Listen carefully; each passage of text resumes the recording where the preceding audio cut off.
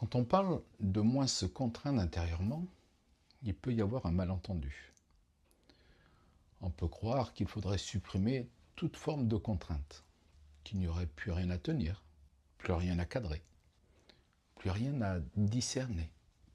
Mais il me semble que ce n'est pas si simple. Quelque part, il y a sans doute toujours une forme de contrainte, parce qu'elle structure, parce qu'elle cadre, elle permet aussi de condenser. La question n'est donc peut-être pas de supprimer toute contrainte, mais de voir laquelle me soutient et laquelle m'entrave.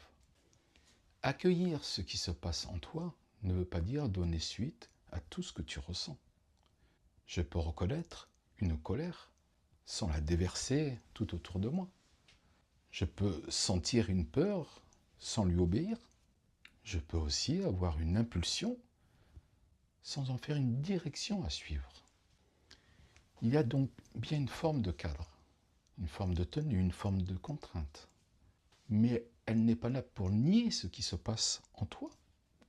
Elle est là pour permettre que cela soit vécu, sans te couper de toi-même, ni déborder à l'extérieur. Toute la subtilité est peut-être là. Trouver le juste équilibre entre une contrainte qui structure et une autre qui limite. L'une aide à tenir, l'autre empêche d'avancer. L'une contient, l'autre comprime. L'une soutient le mouvement et l'autre t'entrave.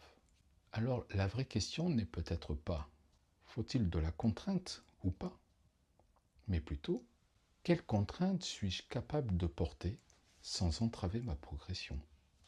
Toujours une question d'équilibre.